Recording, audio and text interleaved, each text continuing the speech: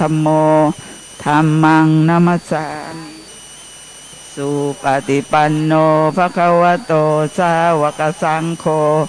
สังฆังนามามิรัมมาจะโลกา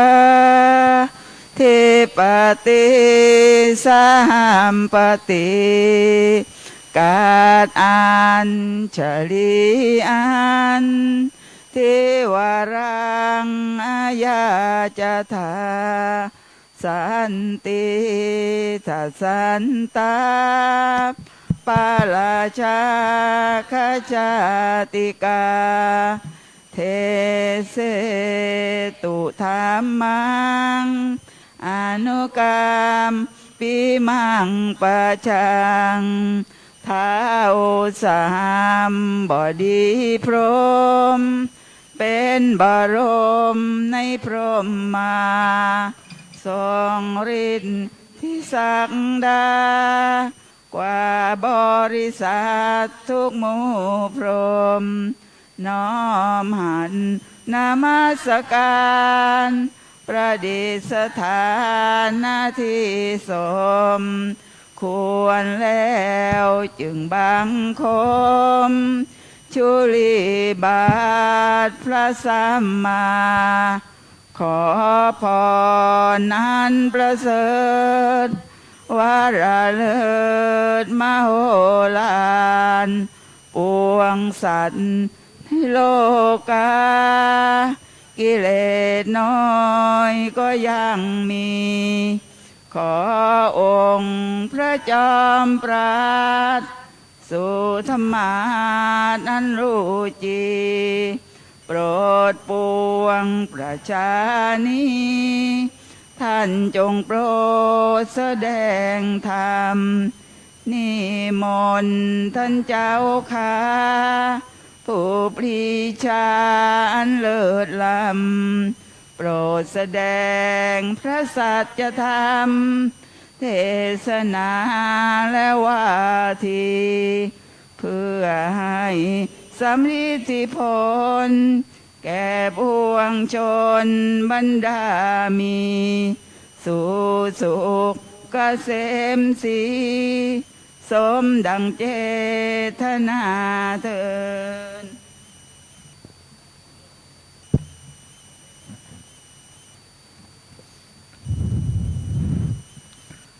นะโมตัสสะภะคะวะโตอะระหะโตสัมมาสัมพุทธัสสะนะโมตัสสะภะคะวะโตอะระหะโตสัมมาสัมพุทธัสสะนะโมตัสสะภะคะวะโตอะระหะโตสัมมาสัมพุทธัสสะสัพพังรัตถังสุขังโหติราชาเจโหติธรรมิโกตีบัดนี้อาตมาภาพทั้งสองรูปจักได้แสดงพระสัทธรรมเทศนาเป็นปุจฉาวิสัชนาถามตอบซึ่งกันและกันเรียกว่าเป็นทำนองสองธรรมาสในเรื่องวันฉัตรมงคลเพื่อเพิ่มพูนปัญญาบารมีเพิ่มพูนอัปมาทธรรมสัมมาปฏิบัติเพิ่มเติมกุศลบุญญาราศีในส่วนธรรมัสวรใหม่แด่ญาติโยมสาธุชนพุทธบริษัทจนกว่าจะยุติลงด้วยเวลาอันสมควรสืบต่อไปญาติโยมสาธุชนทั้งหลายวันนี้เป็นวันอาทิตย์ที่ 4 พฤษภาคม พุทธศักราช 2568 เป็นวันพระขึ้น 8 ค่ำเดือน 6 ปีมะเสงญาติโยมสาธุชนวันพระเป็นวันสำคัญของพระพุทธศาสนาอันดับแรกเลยเนี่ยอาตมาก็ขออนุโมทนาในจิตใจที่เป็นบุญเป็นกุศลของญาติโยมที่ยังขวนขวายมา รักษาศีลฟังพระธรรมเทศนากันอยู่เป็นประจำอาตมาก็ทีแรกคิดว่าญาติโยมน่าจะเยอะเหมือนตอนก่อนโควิดเพราะเคยมาแสดงธรรมอยู่ตรงข้างหน้านี้หลายครั้งด้วยกันแต่ก็ไม่เป็นไรญาติโยมถึงแม้ว่าจะน้อยด้วยปริมาณแต่ว่าคุณภาพนั้นยังไม่ลดลงไปเพราะอาตมามั่นใจว่าญาติโยมสาธุชนที่มากันทุกท่านทุกคนเนี่ยมากันด้วยจิตใจที่ศรัทธาต้องการที่จะสั่งสมบุญกุศลของตนให้ยิ่งขึ้นไปพอถึงวันพระเช่นนี้ชาวพุทธโดยเฉพาะอย่างเช่นญาติโยมเนี่ยก็ไม่ปล่อยเวลาให้ล่วงเลยไปโดยปราศจากประโยชน์ได้ใช้เวลาของวันพระหรือวันธรรมสวนะเนี่ยให้เกิดประโยชน์โสติผลมากที่สุดได้ขวนขวายตั้งแต่ต้นของวันบางท่านก็ขวนขวายจัดภัตตาหารหรือดอกไม้ธูปเทียนเพื่อที่จะใส่บาตรทำบุญบ้างเพื่อที่จะไปบูชาพระรัตนตรัยบ้างนอกจากนั้นแล้วพอถึงวันพระเช่นนี้จิตใจก็มุ่งอยู่ในคุณงามความดีจิตใจก็ดีงามสิ่งใดก็แล้วแต่ที่จะเป็นความไม่ดีคือเป็นสิ่งที่ผิดศีลพอถึงวันพระเช่นนี้เราก็งดก็เว้นเรียกว่าพอถึงวันพระก็รักษาศีลให้เคร่งครัดมากกว่าวันปกติสิ่งใดที่จะเป็นบาปหรือเป็นการผิดศีลเราก็พยายามงดเว้นกันละไม่ทำในวันพระนอกจากที่เรางดเว้นในวันพระได้แล้วเนี่ยบางทีวันธรรมดาเราก็งดเว้นสิ่งที่จะผิดศีลไปด้วยเหมือนกันเรียกว่าเป็นปกตินิสัยของเราทีเดียวนอกจากนั้นแล้วคุณงามความดีไม่ว่าจะเป็นเรื่องของการให้ทานก็ตามการรักษาศีลการสวดมนต์หรือความดีอะไรอื่นๆเนี่ยพอถึงวันพระเราก็ขวนขวายสร้างให้เกิดขึ้นต่อจากนั้นบางทีบางท่านก็บำเพ็ญภาวนาคือเรียกว่าปฏิบัติพระกรรมฐานบ้างพอสมควรอย่างน้อยๆก็5 นาที10 นาทีก่อนหลับก่อนนอนพอเป็นอุปนิสัยปัจจัยอรรถกถาท่านบอกว่าเพื่อเป็นวาสนาในอนาคตอย่างนี้ก็ถือว่าเป็นเรื่องที่ดีสำหรับชาวพุทธผู้ที่เชื่อเรื่องกรรมและผลของกรรมก็หวังมรรคผลนิพพานก็สร้างบุญบารมีมากขึ้นพอถึงวันพระเนี่ยญาติโยมบางท่านก็มุ่ง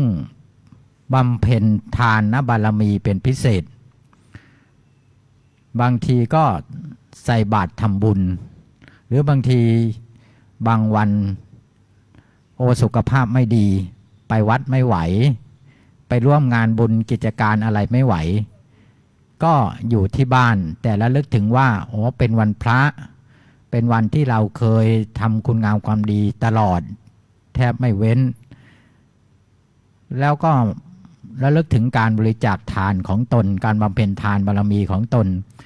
ญาติโยมบางท่านก็หาบาตรน้อยๆออมสินน้อยๆกระปุกน้อยๆไว้ที่บ้านหรือที่หิ้งพระก็มีเศษเงินบาท2 บาท5 บาท10 บาทก็หยอดไว้โดยระลึกถึงว่าวันพระเราจะบำเพ็ญทานบารมีของเราเข้าไว้อย่างนี้ก็ถือว่าเป็นเรื่องที่ดีญาติโยมบางท่านเนี่ยก็มุ่งบำเพ็ญศีลบารมีพอถึงวันพระเนี่ยก็ตั้งใจว่าเราจะรักษาศีล5ของเราให้ได้ที่เราเคยประพฤติปฏิบัติมาจะได้ไปวัดหรือไม่ได้ไปวัดก็ตาม เราก็จะเป็นผู้มีศีลอย่างน้อยๆก็ศีลห้าเป็นปกติของเรารักษาศีลห้าไว้ หรือบางท่านบางคนก็บำเพ็ญอธิษฐานบารมีอธิษฐานเนี่ยคือการตั้งใจว่าจะทำความดีอย่างใดอย่างหนึ่งแล้วก็พยายามทำอย่างนั้นให้ได้เช่นตั้งใจว่าแม้ตลอดพรรษาเนี่ยพรรษาที่จะมาถึงเนี่ยเราจะอธิษฐานว่าเราจะรักษาศีลห้าให้ได้ทุกวันพระเลยหรือว่าตลอดพรรษาเนี่ยเราจะเจริญจิตภาวนาให้ได้วันพระละ5 นาที10 นาทีให้ได้ทุกวันพระเลยอย่างนี้เป็นต้นแล้วเราก็พยายามทำอย่างนั้นให้ได้อย่างนี้ก็เรียกว่าเราบำเพ็ญอธิษฐานบารมีเป็นต้นรวมความว่าพอถึงวันพระหรือวันธรรมสวนะเรียกว่าวันฟังธรรมเนี่ยเราชาวพุทธโดยเฉพาะผู้ที่เชื่อเรื่องกรรมและผลแห่งกรรมเป็นต้นก็ไม่ปล่อยเวลาให้ล่วงไปโดยปราศจากประโยชน์ก็ได้เว้นจากสิ่งที่ไม่ดีแล้วก็ประพฤติสิ่งที่ดีโดยเฉพาะพยายามทำจิตใจของตนให้สะอาดบริสุทธิ์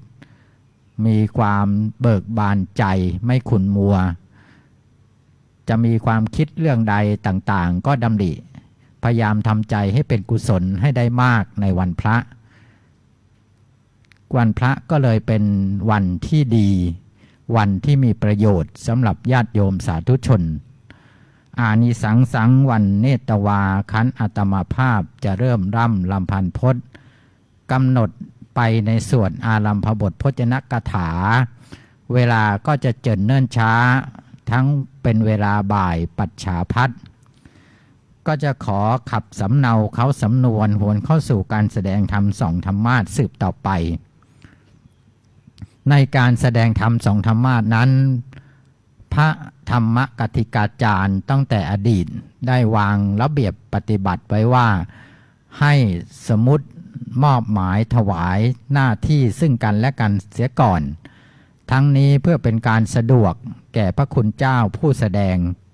และเป็นการแจ่มแจ้งแก่ญาติโยมผู้สดับจะได้รู้ว่าพระคุณเจ้าธรรมาสไหนทำหน้าที่อย่างไรเพราะฉะนั้นไซร้อาตมาภาพขอสมมุติพระคุณเจ้าด้วยวาระพระบาลีว่าทักขินะโตธรรมาสเนนิสินนังสัมมนามิวาระนี้ขอสมมุติพระเดชพระคุณพระสังฆชินบุตรพุทธชิโนรสซึ่งนั่งปรากฏอยู่บนธรรมาสน์เบื้องขวาของอาตมาภาพพระเดชพระคุณเจ้ารูปนี้มีนามปรากฏในภาพพจน์พระพุทธศาสนาว่าท่านอาจารย์พระมหาประเชิญปัญญาวุโธท่านอาจารย์พระมหาประเชิญนี่เป็นที่รู้จักของญาติโยมวัดโพเป็นอย่างดีท่านเป็นครูบาอาจารย์เพราะว่าท่านมีความรู้จบปริญญาธรรม9 ประโยคปริญญามหาบัณฑิตเป็นพระนักเทศน์นักธรรมมีความประพฤติดีปฏิบัติชอบในวาระนี้ขอมอบหมายให้ท่านแสดงในตำแหน่งของพระสกวาทีอาจารย์เป็นเจ้าพนักงานในการตั้งปัญหาขึ้นไต่ถามสยะเมวาหังอัตตานังสัมมนามิส่วนอาตมภาพเป็นผู้ที่มีความรู้น้อยอย่างด้อยพรรษาการกว่าพระอาจารย์ก็ขอรับแสดงในตำแหน่งแห่งที่ของพระปรวาทีอาจารย์มีหน้าที่ในการตอบปัญหาซึ่งพระเดชพระคุณเจ้าธรรมาสน์นู้นท่านจะได้สืบอนุสรณ์พระธรรมเทศนาต่อไปก็มีณกาลบัดนี้นะโมตัสสะภะคะวะโตอะระหะโต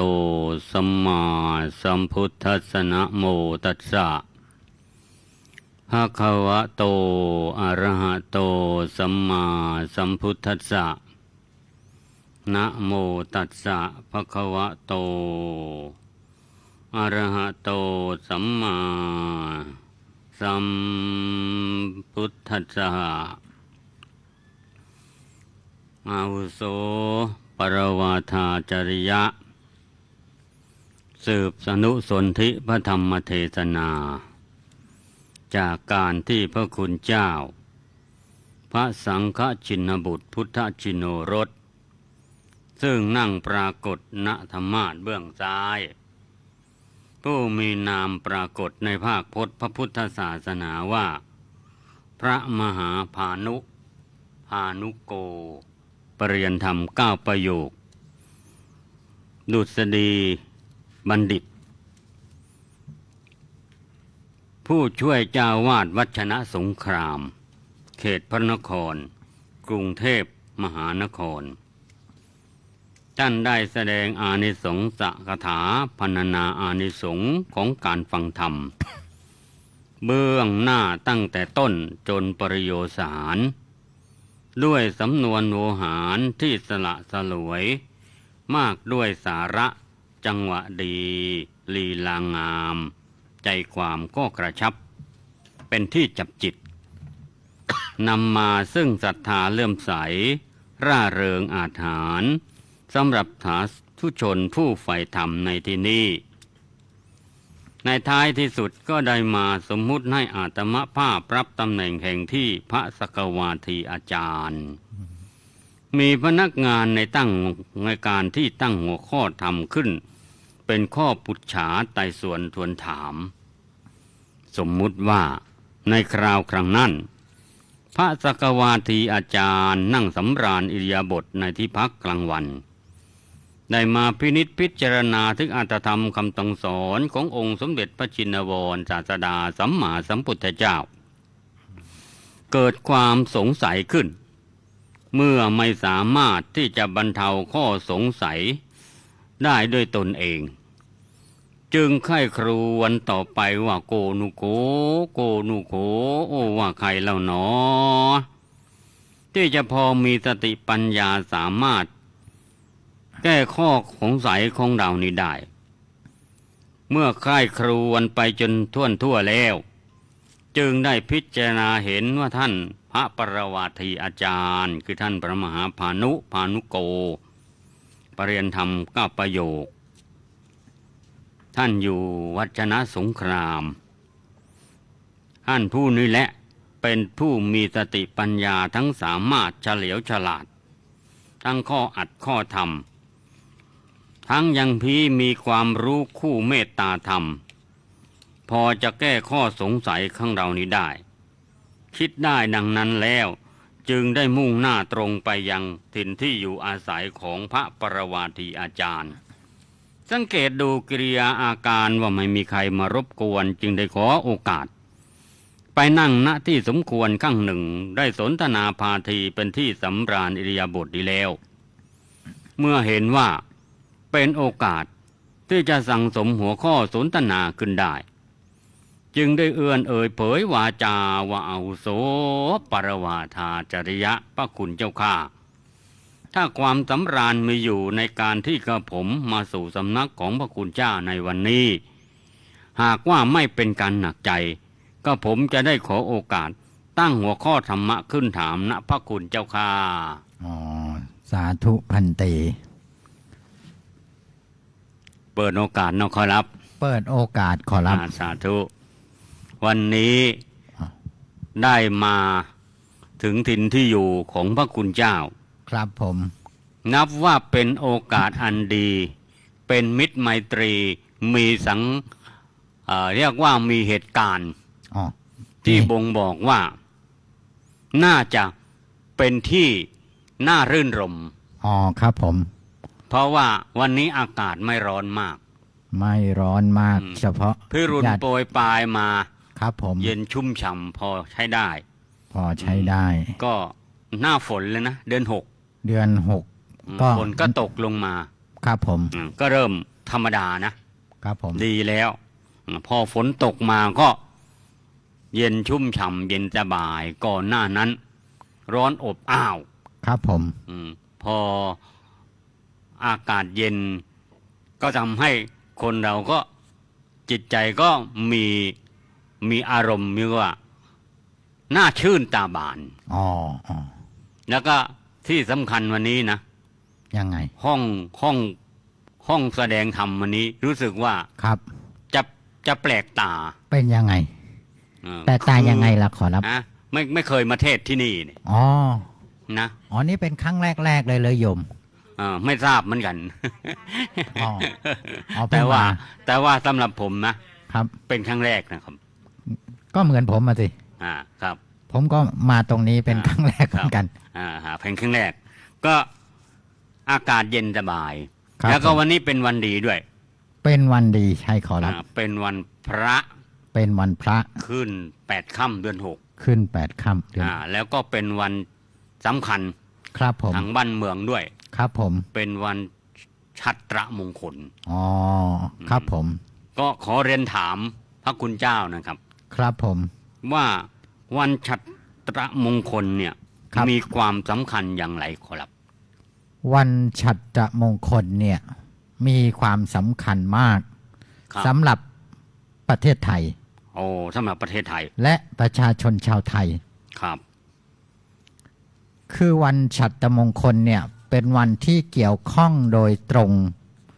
กับองค์พระประมุขของประเทศไทย ครับ พระประมุขที่เป็นศูนย์รวมใจของคนไทย ดีนะ ตั้งแต่อดีตจนถึงปัจจุบัน ครับ คนไทย พอเรามีพระมหากษัตริย์ ครับผม ก็เป็นที่ยึดเหนี่ยวทางใจว่า ใจของคนในประเทศเนี่ย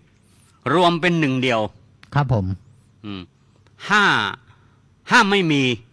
ครับ แล้วจะไปอยู่ที่ไหนอ่ะมันก็ล่องลอยไปใช่ไหม ใช่ครับผม มันเหมือนกับว่าวที่ขาดลอย ครับผม เหมือนนกขี้ที่ไม่มีต้นไม้เกาะ อ้าว แล้วจะไปอยู่ที่ไหน สมมติว่าพระอาจารย์พูดดีว่าเหมือนนกที่ไม่มีต้นไม้เกาะทำให้ผม ก็ยังคิดอยู่ว่าถ้าไม่มีต้นไม้ในโลกนี้นกมันก็ต้องบินของมันอยู่เรื่อย มันไม่รู้จะไป มันก็ต เกาะ กลงมาตายอะไร ครับผม ใช่ไหมหรือเอามันไม่ตายมันก็ไม่มีความสุขอ่ะ ใช่ครับ อืมอ่า เพราะว่านกเนี่ยมันมีธรรมชาติของมันคือมันต้องเกาะในที่สูง ครับ มันจะลงมาพื้นบ้างก็มาหากิน ครับ เป็นธรรมชาติของมัน ครับ คนเรานี่ก็จิตใจเนี่ยก็ต้องมีที่พึ่งที่ยึดเหนี่ยวนะครับ นอกจากเราชาวพุทธเนี่ยจะมีที่พึ่งที่ยึดเหนี่ยวคือพระรัตนตรัยแล้วเนี่ย ครับ ในฐานะเป็นประชาชนที่อยู่ในพื้นแผ่นดินไทยเนี่ย ครับ ก็ต้องมีศูนย์รวมใจ นอกจากที่จะจิตใจที่จะยึดพระรัตนตรัยหรืออยู่กับ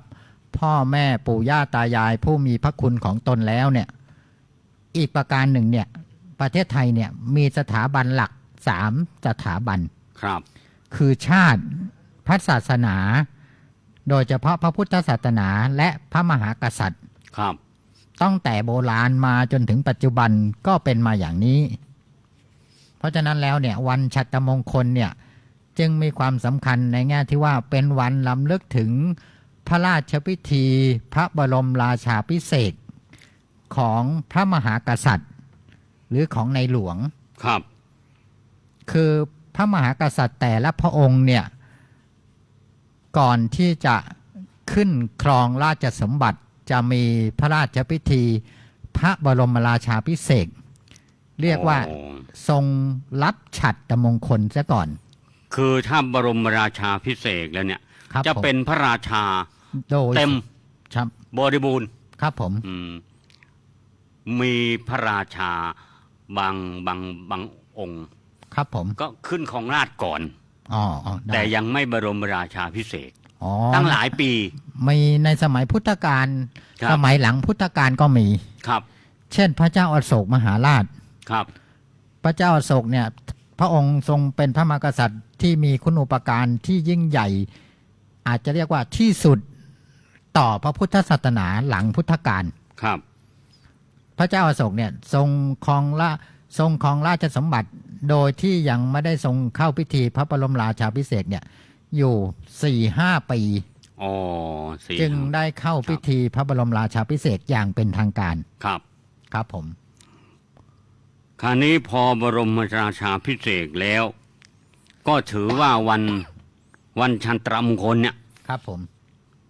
เป็นวันสำคัญ เป็นวันสำคัญ ปีหนึ่งก็ และลึกถึง ระลึกถึง ครับผม อืม โดยแต่ว่าที่เรากำลังพูดเรื่องวันฉัตรมงคลเนี่ย ครับ เรากำลังหมายถึงวันฉัตรมงคลของในหลวงรัชกาลที่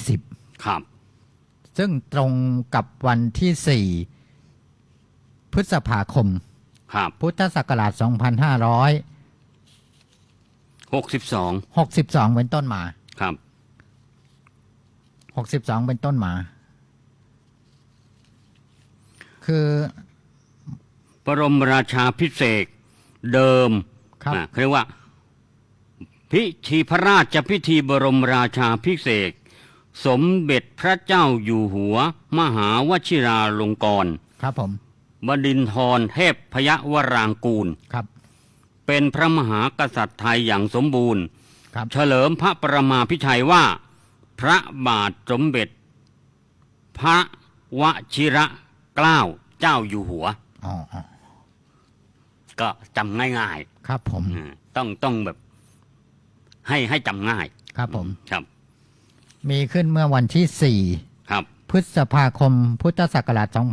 2562 ครับ ตอนนั้นพระราชพิธีพระบรมราชาภิเษกเนี่ยจัดขึ้น 3 วัน ครับ4-5-6ครับผม ครับ แล้วก็วันที่ 6 เนี่ย มี เสด็จที่เรียกว่าเสด็จพระราชดำเนินเลียบพระนคร อ๋อ โดยริ้วขบวน ครับ พยุหญาตราทางสะทนละมาศ อ๋อ เสด็จออกมหาสมาคม ครับผม ถวายพระพรชัยมงคล อืม ให้ประชาชนถวายพระพร ครับผม เป็นอัน และยังมีต่อมาอีก อ้าว เรียกว่าตอนปลาย ครับ มีอะไรล่ะ ตอนปลายเสด็จพระราชดำเนินเลียบพระนครโดยริ้วขบวนพยุหญาตราทางชนละมาศ อ๋อ ทางน้ำ ทางน้ เป็นอันสิ้นสุด ำครับผม เรียกว่าทำต้นกลางปลาย อ๋ออ๋อ แล้ววันนี้ก็วันที่4 พฤษภา ครับผม ก็มาครบรอบเราก็มาน้อมรำลึกถึงมหากรุณาธิคุณ ครับผม ของพระองค์ท่าน ครับผม โดยการ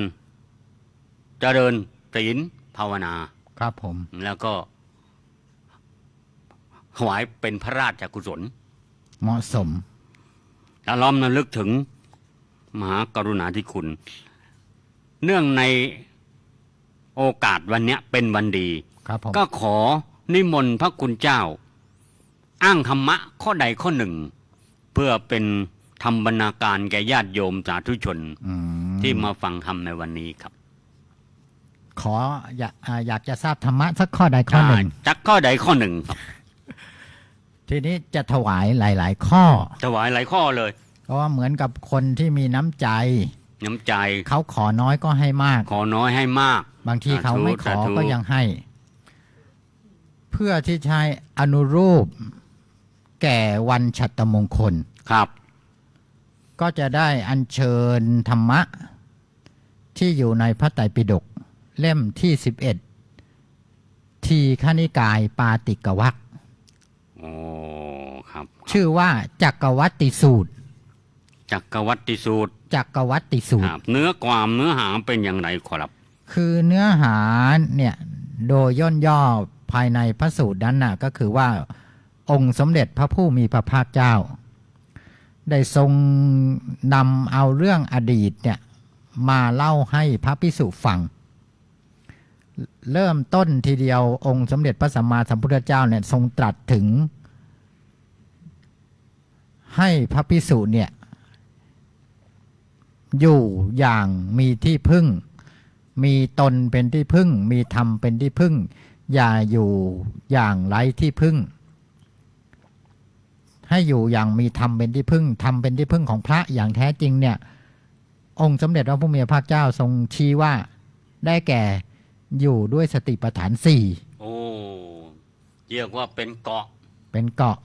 ทำเกาะเป็นที่พึ่งนาถกรณธรรม ครับผม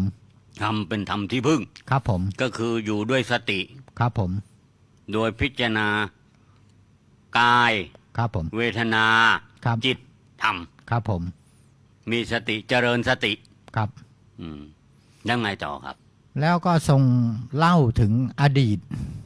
ครับ อดีตของพระเจ้าจักรพรรดิในอดีต โอ้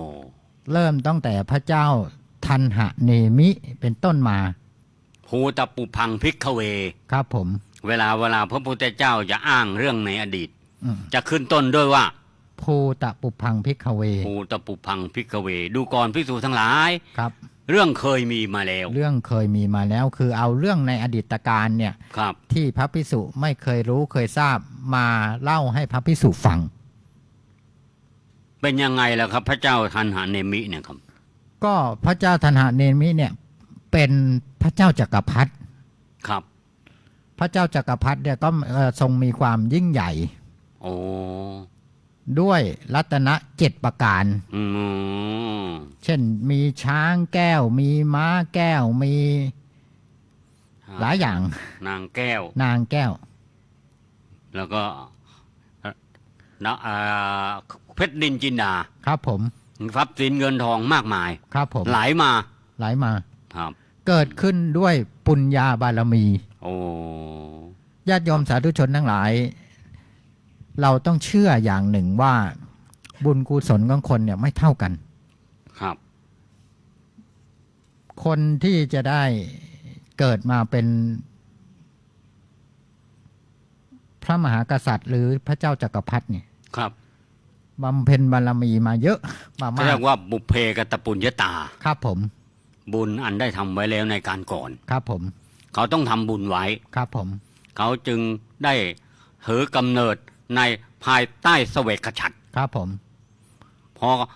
อกำเนิดในใต้เสวกฉัตรมันลังก์จะไปไหนล่ะ ครับผม นะก็ต้องสืบทอดต่อทายาทใช่ไหม ครับผม โดยสันติวงศ์ อืม ราชสันติวงศ์ ครับผม ก็นี่ก็องค์นี้ก็เหมือนกัน ครับผมแล้วก็จะมี ครับ จักรแก้วนางแก้ว คือช้างแก้วม้าแก้วเนี่ยเกิดขึ้น ทรัพย์สมบัติก็เกิดขึ้น แก่พระเจ้าจักรพรรดินี่เกิดขึ้นได้บุญ เกิดขึ้นได้บุญ มีขุมทรัพย์ต่างๆ เกิดขึ้น ในทิศทั้งสี่นี่เกิดขึ้นได้บุญ ก็ทรงครองราชสมบัติมา แต่ในสมัยนั้นน่ะคนก็มีศีลธรรม ครับ การปกครองก็ง่าย แล้วก็การลบราฆ่าฟันอะไรเนี่ย การศึกสงครามเนี่ยก็ใช้จักรแก้วไปดำเนินการ ไม่ต้องยกทัพยกพลไปสู้รบ สมัยนั้นนี่เขายอมรับ ครับผม เรียกว่าเป็นธรรมาภิบาล ครับผม หรือว่าเป็นธรรมาธิปไตย ครับผม บางทีเวลาเขาจะยึดเนี่ยนะครับ เขาก็จะส่งสารไปก่อน ครับผม บอกว่าจะยอมจะรบ อืม หรือว่าจะให้ราชสมบัติ น่า นะส่วนเมืองนั้นก็ประเมินดูสถานการณ์แล้วว่า ครับผม สู้ได้ไหม ครับผม ถ้าสู้ไม่ได้ก็ยอม อ๋อคือการใช้กำลังความรุนแรงนี่จะเอาไว้ท้าย หอยท้ายๆถ้าใจจะตาไม่รู้เรื่อง แล้วก็ค่อยรบ ๆครับผม อืม ซึ่งต่างจากปัจจุบันนะสิปัจจุบันนี้ดูข่าวคราวเนี่ยเหมือนกับว่า เอาเรื่องคุยกันนี่เอาไว้ทีหลัง เอาลงมือกันก่อน เอาอันนั้นเขาเจรจามันเลยไปแล้ว อ๋อเลย มันเลยไปแล้ว เลยแล้ว มันเลยขั้นตอนนั้นไปแล้ว อ๋อครับผม ครับทีนี้องค์เนี้ยก็ไม่มีการตึกสงครามใช่ไหม ครับผม ไม่ ค่อย ไม่มีรบกับใคร ไม่มีรบกับใคร ไม่มีก็คือบ้านเงินสงบ สงบ เรียบร้อยดี ครับ งาม ครับผม นะ แล้วก็สืบพระราชสันตติวงศ์ต่อไปเมื่อพระองค์ทรงคือพราหมณ์เนี่ยเขามีเรียกว่าอาสมสี่อยู่นะครับ พอผมหงอกขาวมันเกิดขึ้นนี่นะ โอ้ ก็ถือว่ามันได้เวลาสัญญาสีหรือว่าหน้าปลัดแหละ ผมงอกออกบวช ผมหงอกก็จะออกบวช โอ้ เหมือนคนปัจจุบันเนี่ยพอถึงปัจฉิมวัยก็ ครับ เริ่มให้ความสนใจธรรมะธรรมโม โอ้เรียกว่าเตรียมเสบียง ครับผม ไปโลกเบื้องหน้า ครับ คือเข้าใจกฎไตรลักษณ์เป็นอย่างดี ครับผม ว่ามันคงจะล่วงเลยวัยที่จะคึกขนองไปแล้ว ครับ นะ ผม ความยินดีเพลิดเพลินเนี่ยมันเริ่มจะไม่ฉันข้าวก็ไม่อร่อยอะไรเนี่ย ความสนุกเพลิดเพลินนั้นมันก็ไม่สนุกไม่เพลิดเพลินนะ มันก็ ใช่ไหม คงจะน้อยลงแหละ ครับ เหมือนญาติโยมที่นั่งอยู่ในที่นี้ทุกวันนี้เขามีงานสนุกงานมหรสพอันใดก็อาจจะรู้สึกเฉยๆแล้ว อ่า เพราะ อ่ะ ดูมาเยอะ อ่า หรือว่า ถาม ดูแล้วมันก็ไม่ไปทางไหนสัก ถา ที มถามญาติโยมที่นั่งเนี่ย สงกรานต์ที่ผ่านมาเนี่ย ไปเล่นสาดน้ำกับเขาไหมไม่ได้เล่นเลย มีแต่ส่งน้ำพระ ส่งน้ำพระหรือว่าส่งมีลูกหลานมารดน้ำดำหัวทำไมไม่เหมือนตอนเราเป็นรุ่นน่ะ ออกไปเล่นสาดน้ำกันนะครับ ผม คราวนั้นกลับมาจากต่างจังหวัด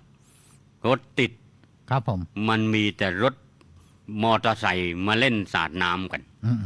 เราก็นึกว่า โอ้นี่เขาก็สนุกสนานกันนะแต่เราอะไม่เขาเรียกว่าอะไร ไม่สนุกกับเขาด้วยอ่ะ เพราะว่าอาจจะ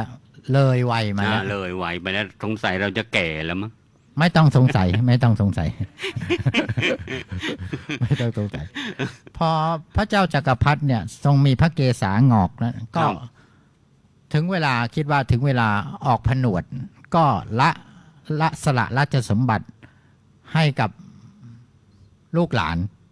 ครับ สืบต่อพระราชสันตติวงศ์ต่อไป ครับ ก็ออกไปผนวด ผนวดก็เป็นอย่างเงี้ยมา7-8 พระองค์ ครับ พอพระองค์ต่อมาก็ครองราชย์ด้วยทศพิธราชธรรม แล้วก็มีความดีงาม มีความเรียบร้อยมาอย่างเงี้ยพอพระเกศางอกก็สละราชสมบัติออกผนวดอย่างเงี้ยจนถึงพระองค์ที่8องค์ที่8เลยเหรอ องค์ที่8โอ้ตามกันมามะ ครับ โอ้ก่อนที่จะออกบวชนี่ได้ฝากธรรมะอะไรไว้ให้กับรัชกาลต่อไปหรือเปล่า ก็คือก็สั่งลูกหลานเหมือน สั่ง กัน ลูกหลาน ว่าให้สิ่งดีงามที่ประพฤติปฏิบัติมาเนี่ยให้ปฏิบัติตามต่อไปนะ โอ้เขาปฏิบัติตามกันมาอย่างนี้ ปฏิบัติเรียกว่าวัดปฏิบัติ วัด หรือ ป จัก ฏิบัติ เรียกว่าจักรวัติวัดที่ทำเขาเรียกว่าหลักธรรมาธิปไตยที่ทำมาเนี่ย โอ้ครับ ให้สืบสารต่อไป ครับสืบทอดต่อไป สืบทอดต่อไป สืบสารต่อยอด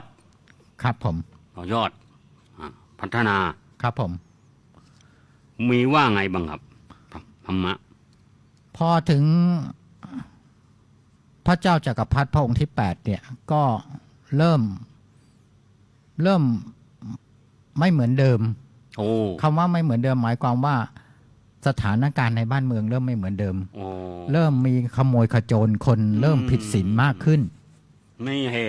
ตุมาจากอะไรเลยครับ เหตุจริงๆเนี่ยก็เกิดจากจริงๆแล้ว มันเป็นเองใช่ไหม เป็นเอง มันเป็นเอง จะว่าเป็นความผิดพลาดของพระเจ้าจักรพรรดิองค์ที่8ก็ไม่ถูกนัก โอ้มันเป็นเอง เป็นเอง มันเกิดขึ้นตั้งอยู่ดับไป ครับผม มันเหตุปัจจัยมันเป็นอย่างนั้นเอง พระเจ้าจักรพรรดิพระองค์นั้นน่ะ ครับ ก็เข้าไปหาพระเจ้าจักรพรรดิที่ผนวดอยู่ ครับ ก็ไปทูลถามถึงข้อปฏิบัติที่ถูกต้องในการปกครอง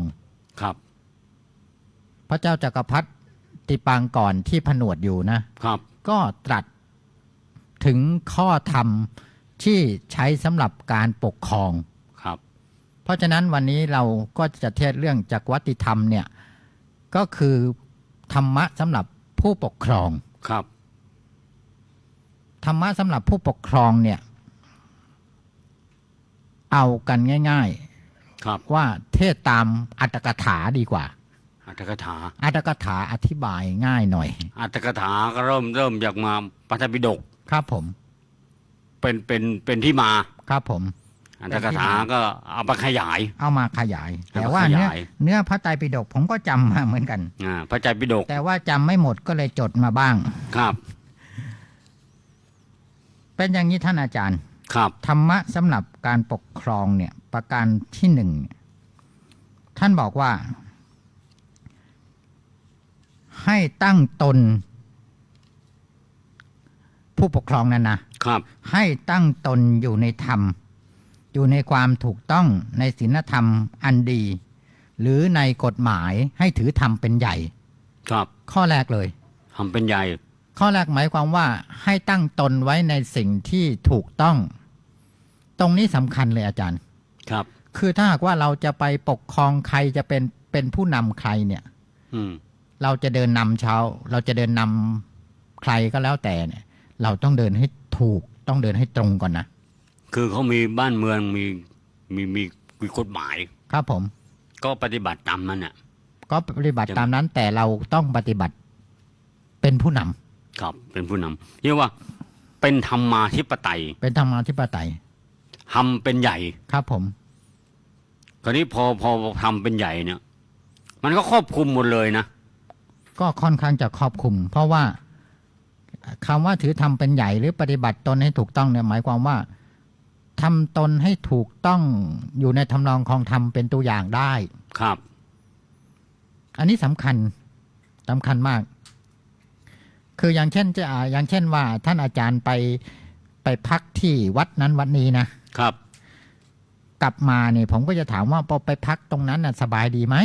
สัปปายะเป็นยังไง ครับ แล้วหลวงพ่อเจ้าวาดเป็นยังไงบ้าง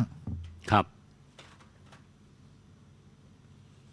อาจารย์ก็สรรเสริญเลยว่าโอ้หลวงพ่อเจ้าวาดดีมาก ดีมาก ท่านอยู่ในพระธรรมวินัย ครับ ท่านมีเมตตาธรรม อะไรอย่างนี้นะ พอตั้งตนไว้ในถูกต้องแล้วเนี่ย มันก็นำคนอื่นได้ง่าย ครับ แต่ถ้าหากว่าสอนอย่างทำอย่างนี้ก็บางทีก็ยากอยู่ อันนี้คือพระราองค์นี้ก็เป็นเจ้าจักรพรรดิเหมือนกันใช่ไหม ใช่ครับผม แต่ว่า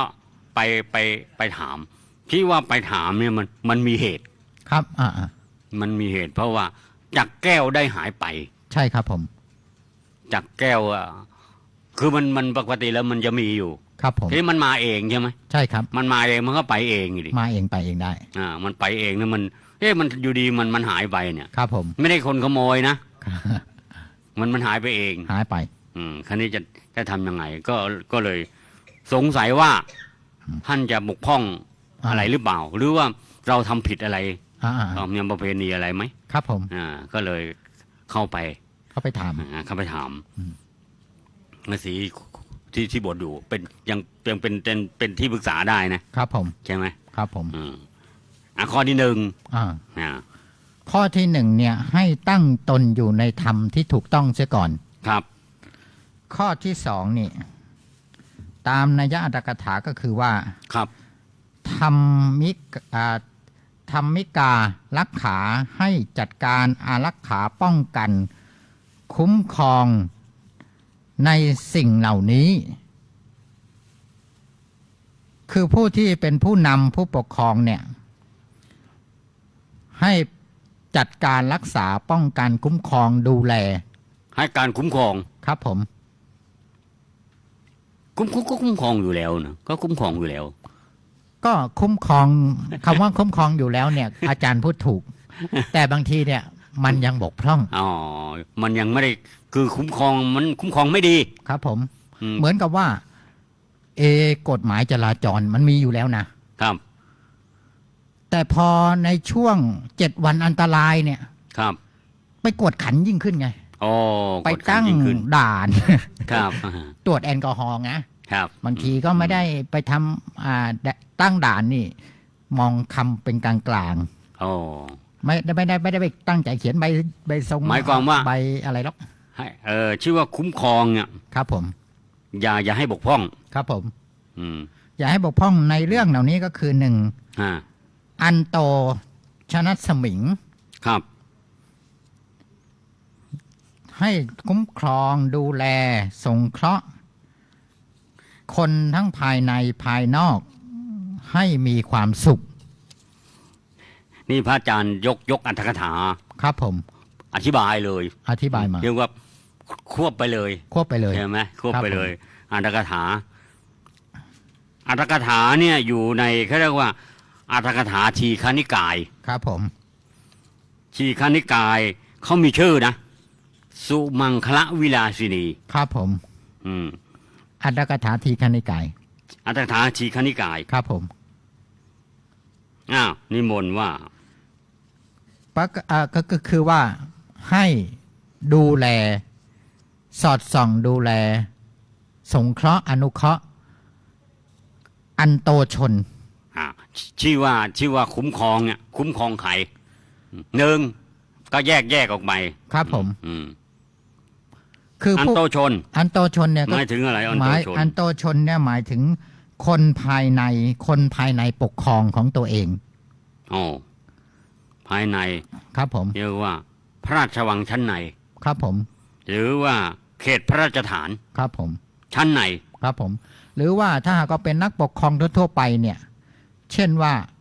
เป็นนายอำเภอ เป็นปลัดอำเภอ โอ้ ก็ดูแลกำนันผู้ใหญ่บ้านกวดขัน เป็นพระเจ้าพระสงฆ์เป็นเจ้าวาดก็ดูแลลูกวัด เป็นเจ้าคณะ คน ก็ดู ที่ แล อยู่ในสังกัด คนอ ใช่ไหม ยู่ในสังกัด คนที่อยู่ในสังกัด จริงๆต้องสงเคราะห์และดูแลอาจารย์ อันนี้เขาแยกเป็นข้อออกมาแล้วนะครับ ผม ที่คำว่าปกป้องคุ้มครองอันชอบธรรมเนี่ย ครับผม จะได้บอกว่าปกป้องคุ้มครองอันชอบธรรม ครับผม มันกว้างไป ครับผม ไม่รู้ว่า คุ้มครองใคร คุ้มครองใคร ครับผม มันก็เลยอาจจะไม่ชัด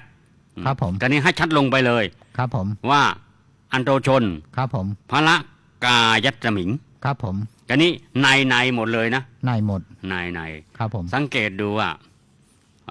ราชาศัพท์เนี่ยนะครับ ผม เขาจะใช้คำว่าในหมดเลย ใช่ครับผม ในพระบรมราชูปถัมภ์ ครับผม อะไรเงี้ยอย่างเงี้ยวะ ครับผม มูลนิธิทุนผู้ยอดฟ้า ในพระบรมราชูปถัมภ์ อืม ก็จะคาคำว่าในหมดเลย ครับผม ก็คงเอามาจากเนี่ย ครับ อัตถกถานี่แหละ ครับผม นะไม่ใช่ของนะแก่อะไรเนี่ย ครับ ไม่ ผม ใช่ ครับผม ก็คือในสังกัด อ่า โอเคนิมนต์ครับ อืม ต่อครับ นี่ประการที่หนึ่งก็คือว่าให้คุ้มครองดูแล ตรวจการแล้วก็สอดส่อง ครับ คนที่อยู่ภายในปกครอง ทั้งสงเคราะห์ ทั้งกวดขัน ทั้งดูแลคนที่อยู่ในปกครองทำไมต้องดูแลคนที่อยู่ในปกครอง คนใกล้ชิดเนี่ยอาจารย์ ครับ ให้คุณให้โทษได้ โอ้ ต้องดูแล คืออย่าไปให้ อย่าให้คนของเราเนี่ยไป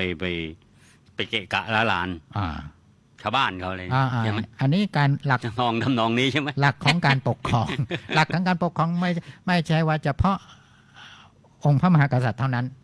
แต่หมายถึงผู้ที่มีอำนาจที่ปกครองทั่วไปด้วย นอกจากนั้นแล้วก็ต้องดูแลให้เขาอยู่ดีมีสุข ครับผม กินอิ่มนอนอุ่นอะไรทำนอง ครับ นี้ ผมสอง อ่า ขัตติเยสุ ตรงนี้ก็หมายความว่า ดูแลรักษาในขัตติยะทั้งหลายก็คือหมายความว่าในเมืองเล็กเมืองน้อยที่เป็นเมืองขึ้น ก็ต้องดูแลรักษา เชื่อมสัมพันธไมตรีไว้ คือถ้าดูตามศัพท์เนี่ย เราก็จะบอกว่า ขัตติเยตุก็ท่านก็เป็นกษัตริย์อยู่แล้วเนี่ย ครับผม ใช่ไหมกนี้แต่เขาใช้คำว่าพหุวจนะ อืม คือขัตติเยตุ ครับ หมายความว่าเมืองขึ้นต่าง หัวเมือง ๆ หัวเมือง เพราะว่า ผม ท่านเป็นเจ้าจักรพรรดิ ครับผม ท่านไม่ใช่อยู่เมืองเดียว อย่างเช่นในประเทศไทยเรา ครับ ปัจจุบันนะครับ กรุงเทพพระมหานคร ครับ ถามว่าเมืองก็เป็นเมืองหลวง เมืองหลวง ก็ดูแลเมืองอื่นๆ ที่เป็นจังหวัดต่างๆด้วย ครับ ดูแลจังหวัดสุพรรณราชบุรี กาญจนบุรีเพชรบุรีด้วย ก็มีกี่จังหวัดก็ถือว่าเป็นเมือง เป็ ใช่ น ไหม เมืองเป็นเมือง เมื่อก่อนนี้ก็เขาก็เรียกว่าเป็นหัวเมือง เป็นหัวเมือง เมืองโน้นเมืองนี้ ครับผม แต่เพราะการปกครองสมัยใหม่เขาก็เรียกว่าเป็นจังหวัดไปเลย ครับผม อ่า เป็นจังหวั เมื่ ด อก่อนนี้ก็เรียกว่าเมือง ครับผม เมืองจันทบูรณ์ ครับผม อย่างนี้เป็นต้น ครับผม เมืองตาก ครับผม ก็เป็นเจ้าเมืองหมดแหละ ครับผม แต่เจ้าเมืองเขาก็เป็นใหญ่เฉพาะตนของเขานะครับ ผมเป็นใหญ่เฉพาะต อั น นนี้ แต่ ข้อคัตติเยตุ ครับผมก็คือว่า ครับ ดูแลแล้วก็ถ้าปัจจุบันเนี่ยก็หมายถึงผูกมิตรกับประเทศบ้านใกล้เรือนเคียงไว้ ครับ เพราะเราอยู่ในโลกนี้ไม่ได้อยู่ในโลกแต่ประเทศเดียว โอ้ ก็ต้องผูกมิตรไว้กับนานาอารยประเทศ โอ้ เพราะว่าจะมีการติดต่อค้าขายอะไรกันมากมายจะได้ อันนี้ก็สงเคราะห์เข้ากับคัตติเยสุ ครับผม เรียกว่าเป็นต่างประเทศ ครับผม ดู ปัจจุบันเนี่ย ต่างประเทศ พระม ด้วย หากษัตริย์ทรงกระท ใช่ ำเช่นว่าทรงมีพระราชสารอวยพรไปยังประเทศนั้นประเทศนี้วันเกิดของประเทศนั้นประเทศนี้ก็ทรงมีพระราชสารอวยพรไปส่งข่าวไป อย่างนี้จัดเข้าในข้อนี้ทั้งนั้นเลย ครับนิมนต์ แล้วก็อย่างเช่น ครับ ส่งข่าวไปให้กับจีนหรืออเมริกา โอ้ ด้วย ครับ ก็เข้าคัตติเยสุนะครับ ครับผม ยังเหลืออีกหลายข้อนะครับมนต์ อย่างข้อที่สามเนี่ยอนุยันเตสุ ให้การคุ้มครองสงเคราะห์ พระบรมวงศานุวงศ์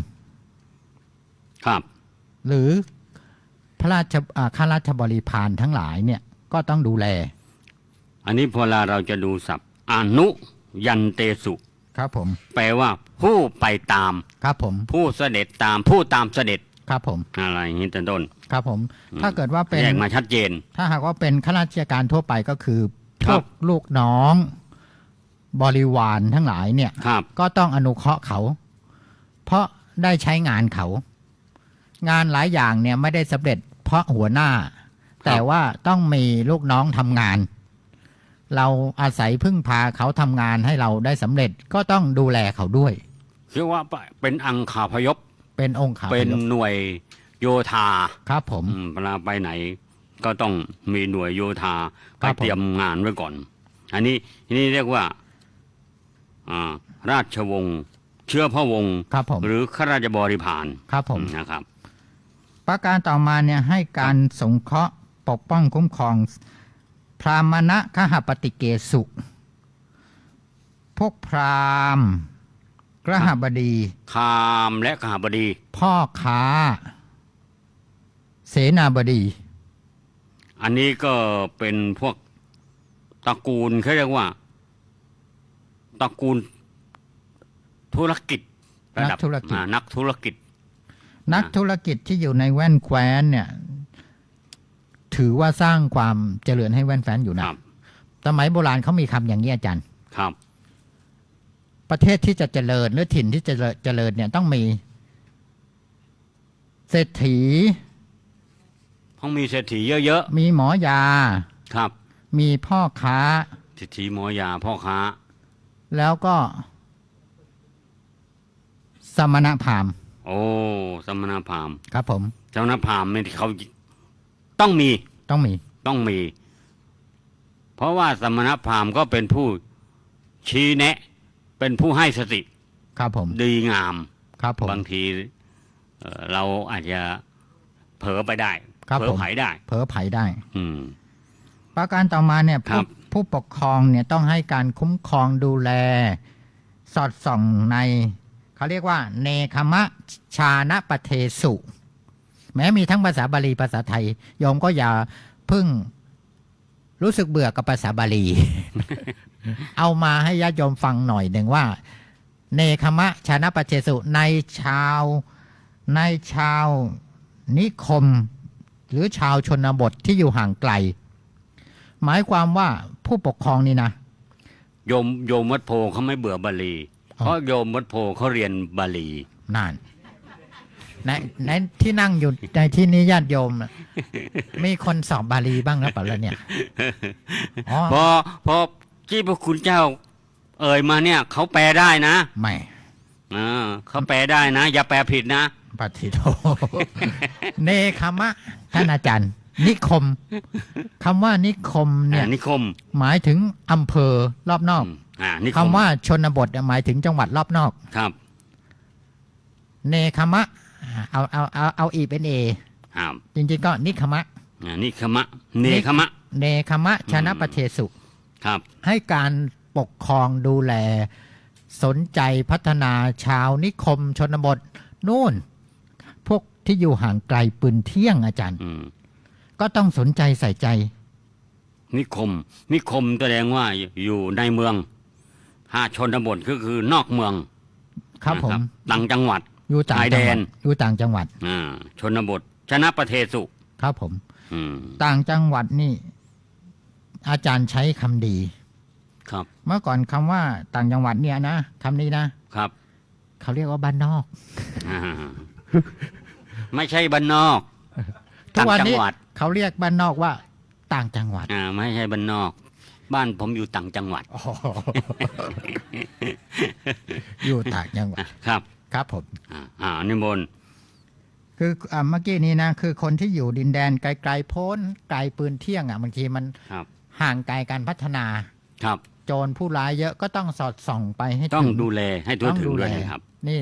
ธรรมะสำหรับผู้ปกครองทั่วๆไปต่อมาสัมมณะประการที่6สัมมณะพรามเนสุต้องสงเคราะห์ด้วยนะต้องสงเคราะห์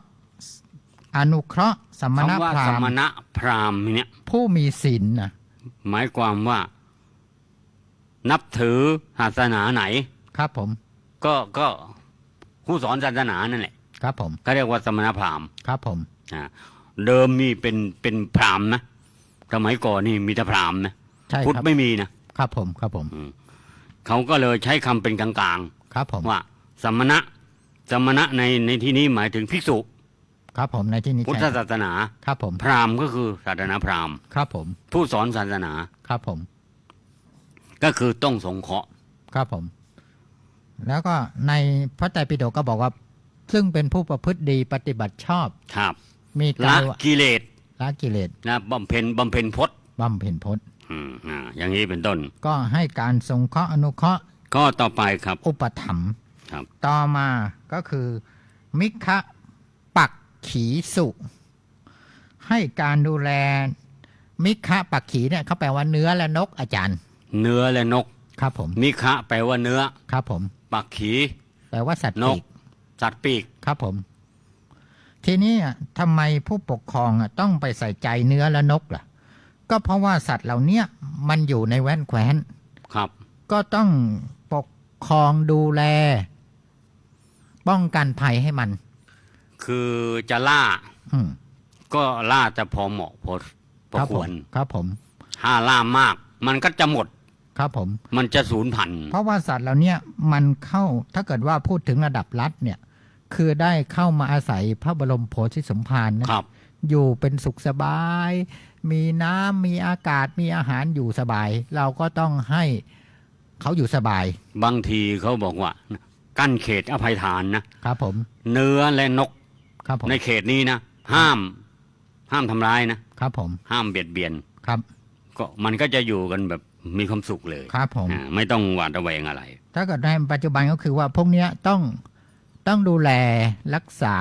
ให้เป็นสัตว์บางชนิดให้เป็นสัตว์คุ้มครองสัตว์คุ้มครองสัตว์หายากครับผมถ้าไม่คุ้มครองไว้ต่อไปเนี่ยรุ่นหลานเหลนโหลนเนี่ยมันจะเห็นแต่รูปภาพครับเสือลายภักกรมันเป็นอย่างนี้ก็เห็นแต่รูปภาพต่อไปเพราะฉะนั้นมันจะสูญพันธุ์เพราะฉะนั้นก็จึงมีต้องคุ้มครองมีกฎหมายต้องมีกฎหมายคุ้มครองครับครับผมแต่จริงๆถ้าไม่คุ้มครองก็จะไม่อยู่หรอกอาจารย์สัตว์เหล่านี้ถึงคุ้มครองก็โดนเพราะว่าสู้กิเลสคนไม่ได้ไม่ได้มันก็ลักลอบครับผมแต่ก็เอาปั๊มปรามไว้ครับผมปั๊มปรามไว้ครับผมประการต่อมาอาจารย์ครับประการนี้เป็นประการที่8แล้วว่าครับอธรรมกาละปฏิเขโปอาจารย์อธรรมกาละปฏิเขโปห้ามปรามไม่ให้การกระทำทุจริตประพฤติมิชอบเกิดขึ้นในแว่นแคว้น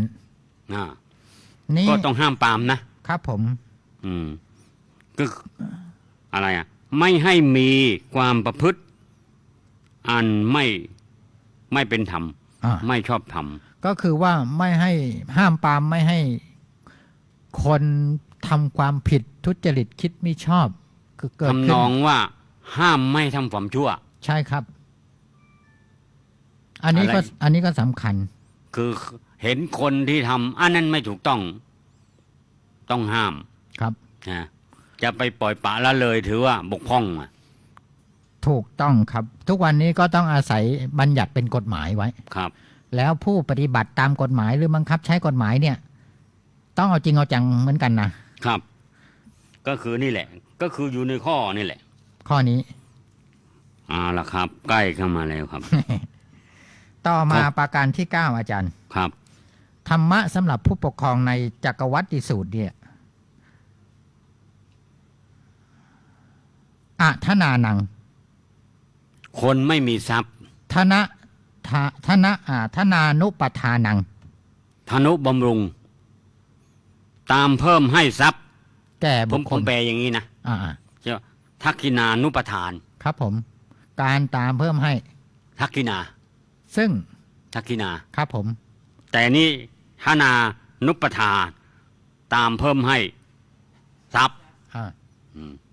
แก่คนที่ ไม่มีทรัพย์ ข้อนี้ก็สำคัญอาจารย์ ครับ เพราะว่าอะไร เพราะว่าบางคนนี่เขายากจนเข็นใจจริงๆนะเขาลำบาก บางทีเขาไม่ได้งอมืองอเท้าอาจารย์ เราก็ต้องให้เป็นทุนไงเนี่ยให้เป็นทุน ก็ต้องให้ช่วยเหลือบ้างเหมือนกัน ให้เป็นทุน บางคนเนี่ยเขาเคยมีนะ ครับ แต่ว่าโอ้โห น้ำมาทีมันพัดไปหมด ครับ ไฟไหม้ทีมันเผาไปหมด อย่างเงี้ย ก็ต้องให้การช่วยเหลือ เขาเรียกว่าอะไรนะเยียวยา ต้องเยียวยา ต้องเยียวยา ต้องลงทะเบียนก่อนไหม คือคนคนที่ไม่มีทรัพย์เนี่ยนะก็ต้องเขาไม่มีจริงๆนะครับ ผม ชี้พระคุณเจ้าว่าเขาไม่ได้ขี้เกียจนะ อ่า เพราะว่าเขาไม่มีทุน ครับผม ก็คือคนบางคนนี่หาเช้ากินข้ามอาจารย์ ครับ บางทีหาทั้งวันยังแทบไม่พอกินนี่มีอยู่ ดีนะค่ำมันยังมี มันยังมีกิน ค่ำมันยังมากินค่ำมันก็ไม่มีกินเนี่ยเด็ อ๋อแต่ หาเท้า ไปกินยันค่ ข้าวก็ไม่กิน ำอืม ก็ไม่มีกินค่ำก็ไม่มีกิน ครับผม แล้วทำไงล่ะก็ต้องให้เขาเนี่ย ต้องให้เขาบ้าง ครับครับ หรือคือข้อนี้ก็คือให้ทรัพย์แก่คนที่ไม่มีทรัพย์เนี่ยก็ ครับ ก็ยังรวมไปถึงการสงเคราะห์อนุเคราะห์อื่นๆนะ สุเคราะห์ เช่นปัจจุบันเนี่ย ครับ อันนี้เรื่องจริงเลย เรื่องจริงยัง ที่ ไง พระบาทสมเด็จพระเจ้าอยู่หัวเนี่ย อ๋อ ทรงพระราชทานทรัพย์บ้าง ทรงพระราชทรงรับคนป่วยที่เขาเป็นคนดีนะ ครับ ไว้ในพระบรมราชานุเคราะห์บ้าง เห็นดูข่าวว่ามี เนี่ย เด็กไปเขียน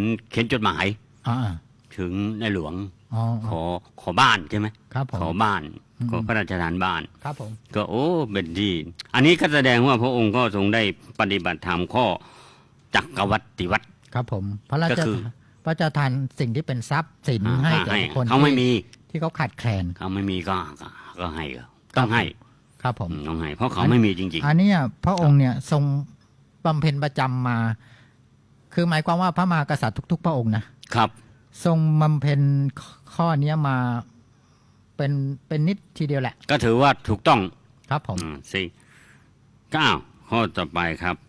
ข้อต่อไปสมณะพรามเน อุปสังกมิตวา ปัญหาปุจฉนังนี่แม่ชีเขาเรียนบาลีนะแม่ชีอยู่ข้างหลังนี่นะ ปัญหาปุจฉนังเนี่ย อ่าฮะ แปลว่าอันว่าการอันตรงนี้ต้องแปลรวบเนี่ยแม่ชีนะ สมณะพรามเน อุปสังกมิตวา ปัญหาปุจฉนัง อันว่าการเข้าไปหาซึ่งสมณะพราหมณ์ทั้งหลาย แล้วถามซึ่งปัญหาเนี่ย ครับ อันนี้ ทีนี้อ้าวหามอะไร ก็คือหมายความว่าถาม ถามอะไร เข้าไปถามเนี่ยปรึกษาหารือ ครับ ข้อราชการ ครับ ว่าถามถึงข้อปัญหาว่าอะไรถูกอะไรผิดอะไรควรอะไรไม่ควร อะไรเป็นคุณอะไรเป็นโทษอะไรเป็นประโยชน์ อะไรจะไม่เป็นประโยชน์ อะไรควรทำอะไรไม่ควรทำ สนทนาธรรม สนทนาธรรม ก็เป็นสิ่งที่ต้องดึงเขาเรียกว่า ดึงสติ ครับ อืม แล้วก็จริงๆเนี่ยเป็นการเข้าไปหาความรู้เพิ่มเติม ครับ บางทีจะโยมใช่ไหม ครับผม แล้วส่วนมากเลยตั้งข้อสังเกต ครับผม ตั้งแต่พระเจ้าพิมพิสาร อ่า พระเจ้าประเสนทิโกศล ครับผม พระเจ้าอโศกมหาราช อ่า หรือแม้กระทั่งบูรพมหากษัตริย์ไทย ครับผม ที่ผ่านมา ครับ ทุกๆพระองค์ไม่ว่ากรุงศรีอยุธยา แล้วก็กรุงรัตนโกสินทร์ ครับผม พระองค์ก็ทรงบำเพ็ญพระราช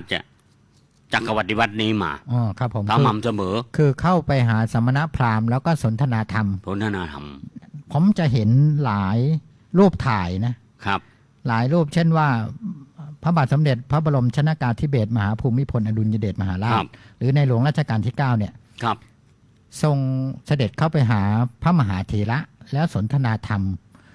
เช่นเสด็จเข้าไปหาสมเด็จพระสังฆราชยานสังวร โอ้ หรือว่าครูบาอาจารย์หลายองค์หลวงปู่แหวน หลายรูปทีเดียวเนี่ยก็เพื่อสนทนาธรรม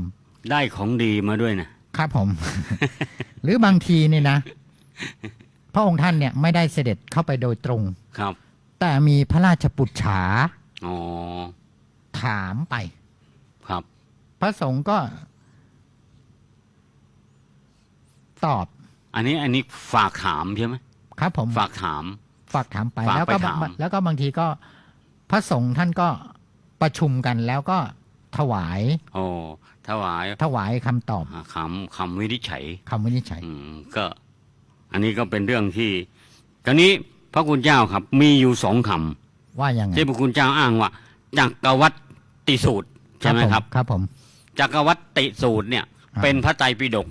เขาก็จะใช้คำว่าจักรวัตติหัมมิโก มหาราชา ครับผม เป็นวิเศษณะ อ่า ของกษัตริย์เป็นเจ้าจักรพรรดิ ครับผม ถ้าว่าจักรวัตตินึกเป็นพระเจ้าจักรพรรดิแหละ อ่า ส่วนอัตถกถาที่พระคุณเจ้าอธิบายย่อย เป็น ครับ ข้อย่อยซอยออกมาอีก เรียกว่าจักรวรรดิวัตร อ่า บูเรนโตบำเพ็ญ ครับผม อันนี้บำเพ็ญอันนี้เป็นข้อวัดแหละ อ่า ไม่ใช่วิเศษณะเลยนะครับ ผมครับผม ไม่ใช่วิเศษณะของพระราชานะเป็นข้อวัดปฏิบัติ ครับผม ถ้าเป็นจักรวัตติสูตรจะมีสี่หรือห้า อ่า นะครับ ครับผม โดยข้อใหญ่เขาเรียกว่าสี่ ถ้าแยกธรรมาธิปไตยกับการคุ้มครองที่ชอบทำก็เป็นห้า ครับผม อัตถกถามาซอย ครับผม ซอยจากข้อสองใช่ไหม ครับผม ชื่อว่าให้การคุ้มครอง ซอยข้อ2ออกเป็น8ประการ มาแปลนคือคุ้มครองอะไร ครับผม ก็มีชน อันโตชนพระนิกายเยไป ที่ เรื่อย ว่ามันน่ะก็แยกกันไปในทั้งหลายเนี่ยนะครับ ผม แล้วก็พอมาท้ายๆอันนี้ก็แยกออกมาเลยว่ามีหามละมีละกิเลส ครับผม ละกิเลสอะไรอะหัมมะราโค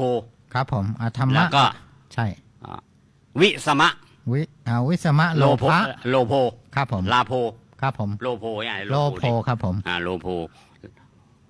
ปหานาวเสนะครับ ผม พึงทราบด้วยสามารถการละมีสองข้อ ก็คืออะหัมมะ ครับผม ละฉันทราโคเขาอธิบายว่าฉันทราโค ครับผม ละ ครับ แล้วก็วิสมะ ครับ โลโพ ครับผม อืม นี่ยมกำลังงงว่าพระคุยภาษาบาลีกัน ต้องให้เดี๋ยวโยมวัดโพเก่งนะ อ้าว เขาเข้าใจนะ เพราะถ้าเฮิดแทบตื่นไม่ได้ เดี๋ยวเขาว่า โอ้ไม่เห็นดีเลยนะเอาละครับนิมนต์สรุปเลยครับนิมนต์พระคุณเจ้าสรุปเลยครับ สรุปพระธรรมพระเนศนาเลยครับ ได้ครับขอรับญาติโยมสาธุชน วันนี้เป็นวันสำคัญ คือเป็นวันพระ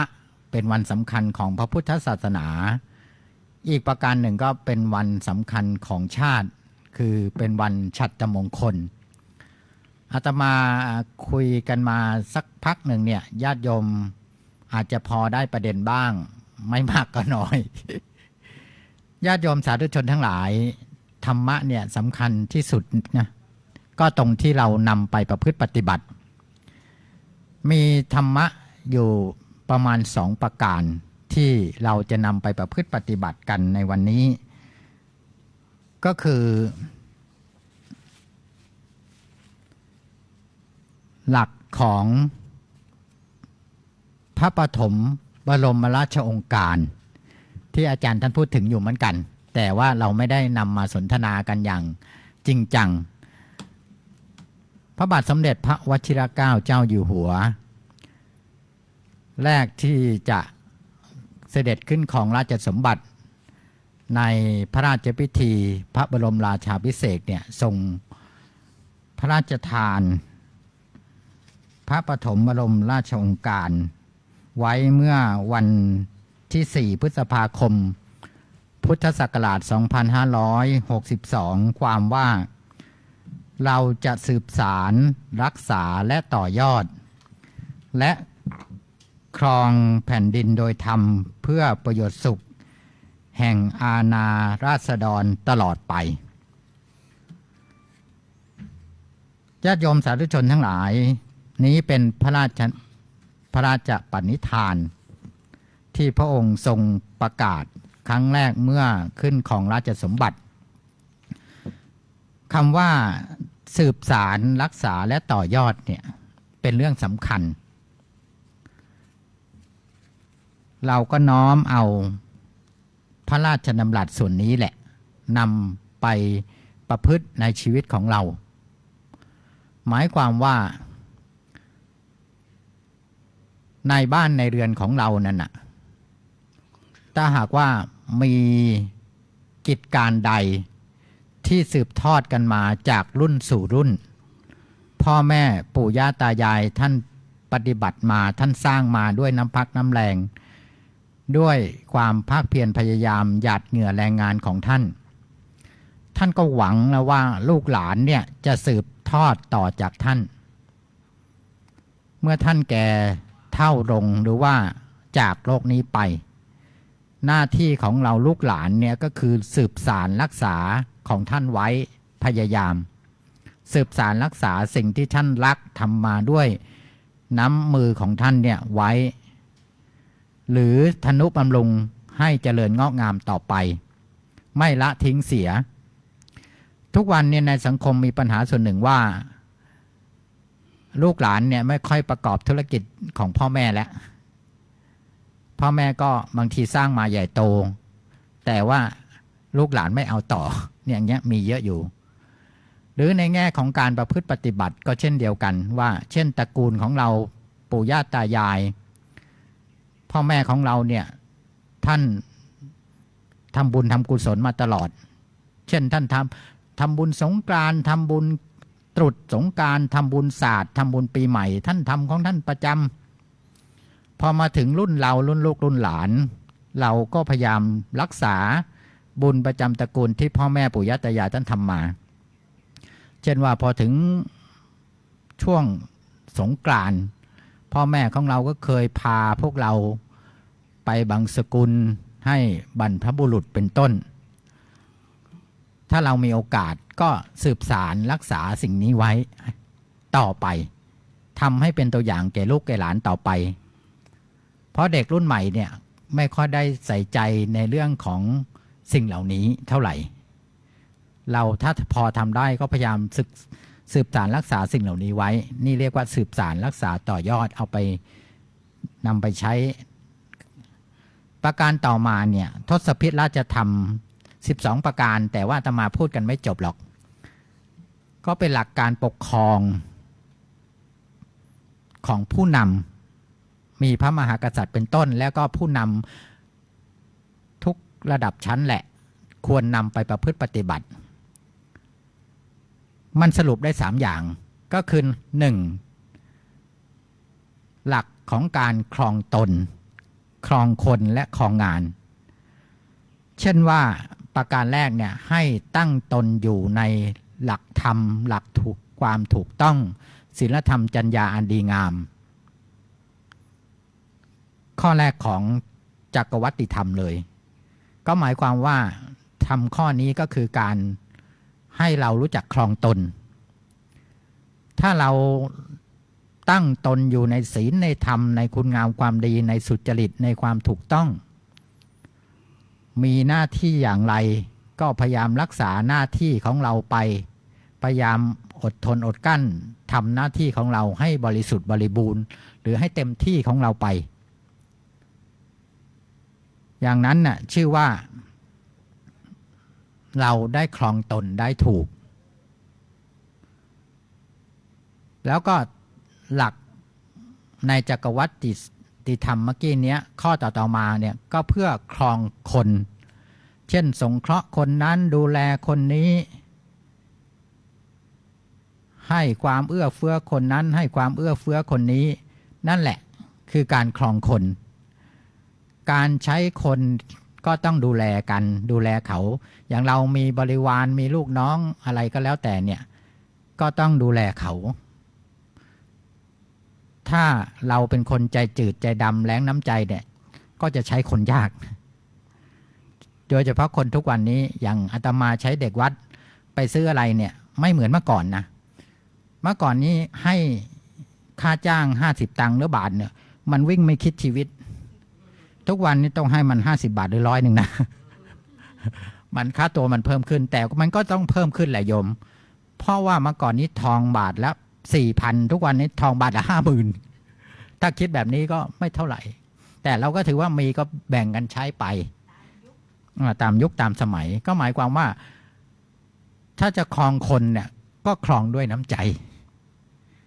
ถ้าเราแรงน้ำจิตน้ำใจก็ครองคนยากอยู่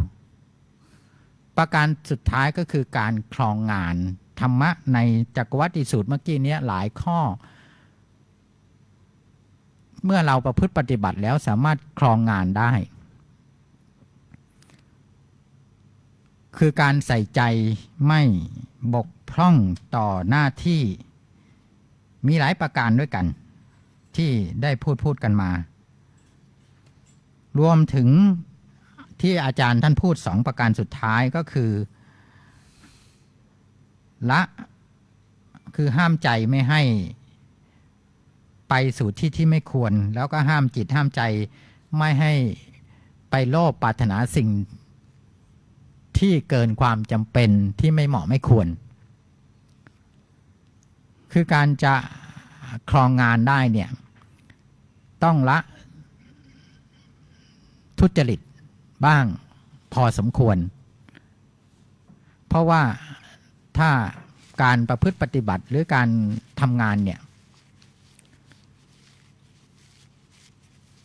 ถึงแม้ว่าจะทำจริงจังถึงแม้ว่าจะมุ่งมั่นที่จะทำแต่ว่าถ้าไปประพฤติไม่เหมาะไม่ควรเข้าบางทีก็เสียงานปัจจุบันนี้บางทีคนเก่งทำงานแต่ก็มีข้อเสียคือบางทีมีพอไม่ละความโลภหรือไม่ละความเห็นแก่ตัวก็กลายเป็นว่า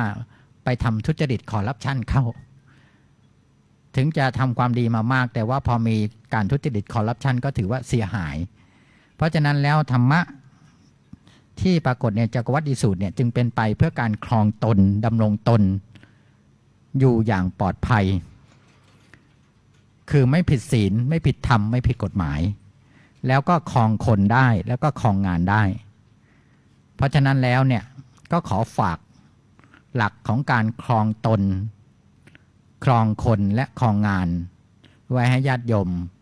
นำไปคิดแล้วก็บางอย่างก็อาจจะนำไปประพฤติปฏิบัติได้วันนี้อาตมาภาพได้ยก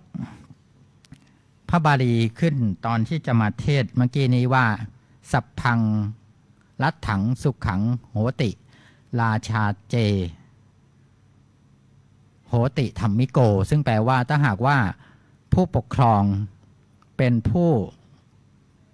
ประกอบด้วยธรรมอาณาประชาราษฎร์หรือชาวแว่นแคว้นก็จะอยู่เย็นเป็นสุขญาติโยมสาธุชนทั้งหลายสิ่งสำคัญที่สุดก็คือว่าคนเราเนี่ยต้องอยู่ร่วมกันประเทศไทยเนี่ยมีความโชคดีอยู่ที่ว่าเรามีองค์พระมหากษัตริย์ที่ทรงงานช่วยเหลือราษฎร ตั้งแต่อดีตจนถึงปัจจุบันบางทีเนี่ยเราไม่รู้หรอกว่าท่านช่วยเหลือเราอยู่ข้างหลังบางทีท่านก็ไม่ได้ออกหน้าออกตาทุกๆราชการท่านทำเพื่อประโยชน์สุขแก่อาณาประชาราษฎร์ตลอดเวลาเรามีศูนย์รวมใจเรามีสิ่งที่ดี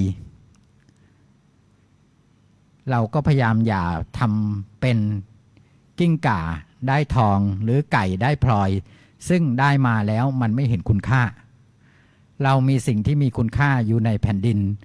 เราก็จงเห็นคุณค่าสิ่งนั้นก่อนที่สิ่งนั้นจะไม่มีอยู่เราเป็นคนไทยควรที่จะดูแลชาติศาสนาพระมหากษัตริย์ของเราให้เป็นมรดกต่อไปแก่ลูกหลานตราบนานเท่านานวิสัชนาพระสัทธรรมเทศนามาเห็นว่าสมสมัยได้เวลาขอยุติลงคงไว้แต่เพียงเท่านี้เอวังก็มีด้วยประกาศนี้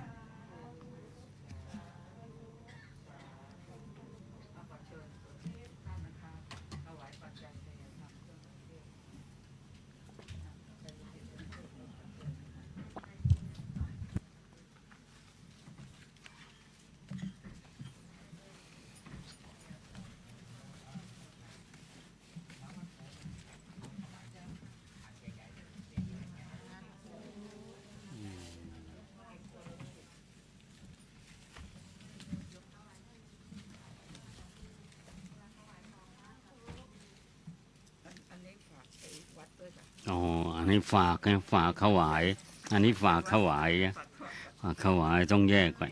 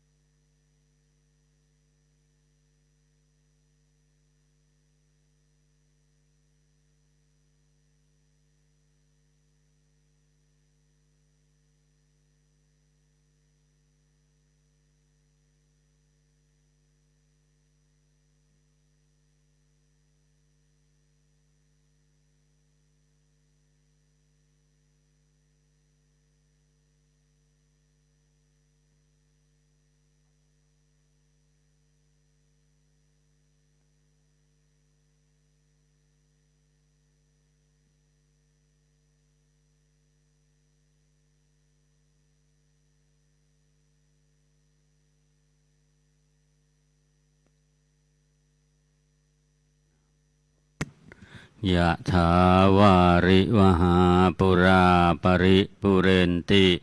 สาคารังเอวะเมวะอิโตทินังเปตานังอุปกปปติอิจิตังปฏิตังตุมหังคิปะเมวะสมิจฉตุสัพเพปุเรนตุสังกปาจันโทปนรสโสยถามณิโชติรสโสยถาสัพพิติโยวิวัชชันตุสัพพโรโควินัสสตุมาเตภวัตวันตรายโยสุขีทีขายุโกภวะอภิวาทนาสีลิสะนิจังพุทธาปจายโนจัตตารโอธัมมาวัฏันติอายุวันโนสุขังภะลัง